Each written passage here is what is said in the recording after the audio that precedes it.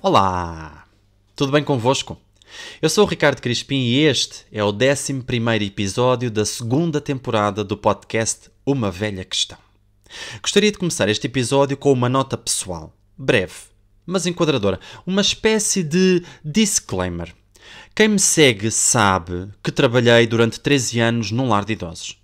Se isto interessa a alguém, eu diria que isto interessa talvez a 0 pessoas, mas isto também é o meu podcast e eu falo do que me apetece. Ora, dirão os mais céticos da ciência que foram 13 anos em que meti as mãos na massa, portanto, expressão que não compreendo o seu significado, embora saiba o seu lugar de origem, a escola dos anti-intelectualistas de quem já vos falei no episódio número 6.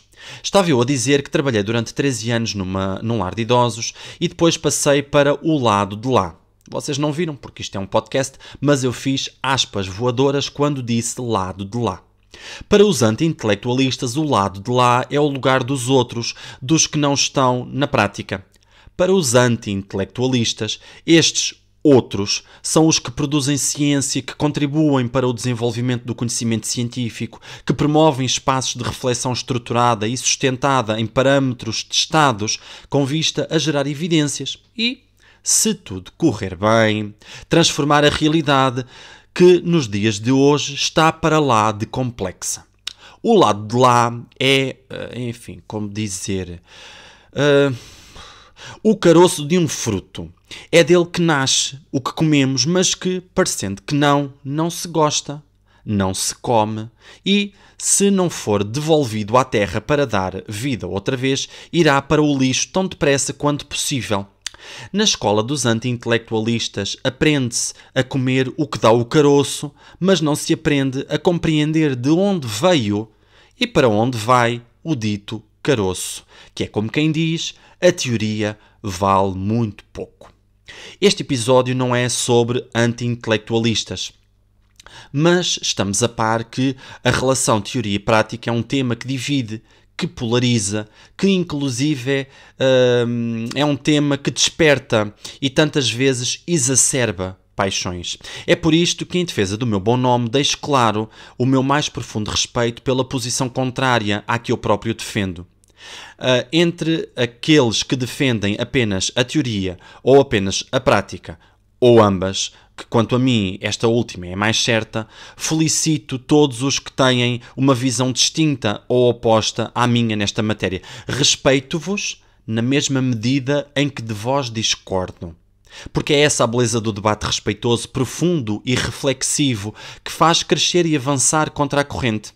Isto tudo para vos dizer que os anti-intelectualistas são de um tempo que já não existe.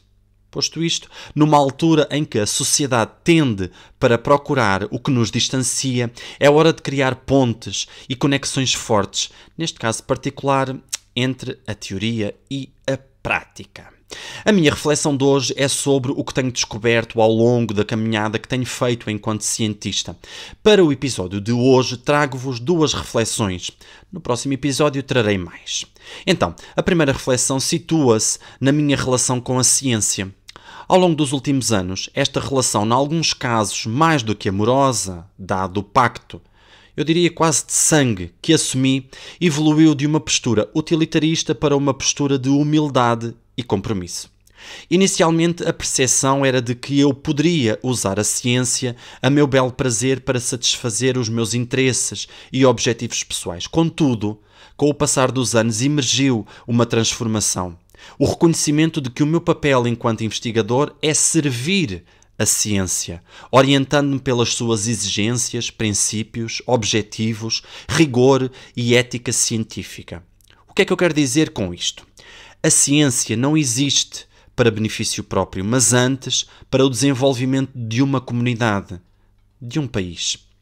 No meu caso, a minha missão, ou a missão que assumi por agora, é, numa postura de aprendizagem permanente e contínua, contribuir com ciência para transformar um bocadinho, que seja, a realidade dos cuidados das pessoas mais velhas do meu país.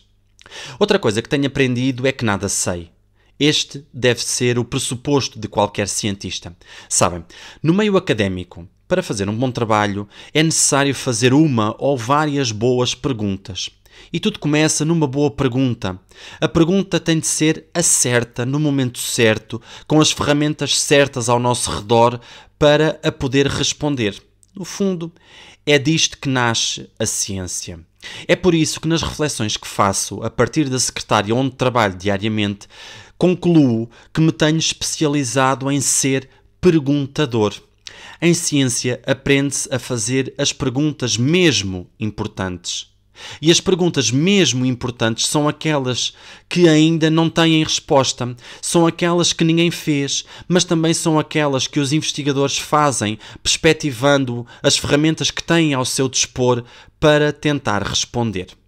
Digo-vos já que, para a maioria das perguntas, eu estou certo porque as faço, mas não estou seguro que tenha respostas para elas, pelo menos para já. E é este o encanto de fazer investigação, sempre à procura das perguntas e trabalhar rumo às melhores respostas. Questionar tudo, até as regras, porque na ciência as únicas regras que existem são aquelas que orientam os investigadores a fazer perguntas e procurar as melhores estratégias, as mais acertadas metodologias, as melhores fontes de dados que permitem ao investigador defender um argumento. Por fim, recupero parte de uma conversa que tive com uma amiga há pouco tempo. Ela perguntava-me como é que estava a correr o doutoramento e eu respondi dizendo que estou numa fase adiantada e por isso com imenso trabalho. E ela responde com aquele chavão. Quem corre por gosto não cansa, não é, Ricardo? Respondi-lhe que cansa. Cansa muito. Cansa falhar. Cansa ainda não ter conseguido responder às perguntas que fiz com o rigor científico que merecem. Talvez nunca as consiga responder, talvez consiga apenas levantar algumas pistas ou até mais perguntas. Fazer isto cansa, mas a diferença é que quando se acaba, está-se para além de cansado, eventualmente também muito realizado. É a diferença. Mas da mesma forma que me cansa, também me alenta a não desistir, porque, agora que penso aqui convosco sobre isto, ocorreu-me mais uma pergunta quase filosófica. A produção de conhecimento pode ser, por si só, um ato transformador. E transforma o quê? E transforma quem? Bom, por hoje está feito. Eu regresso no próximo episódio do podcast Uma Velha Questão para dar continuidade a esta reflexão. É bom saber que vocês estão desse lado. Obrigado pela vossa paciência, pelas vossas opiniões, por me obrigarem a pensar e a perguntar. Comentem, partilhem e até para a semana.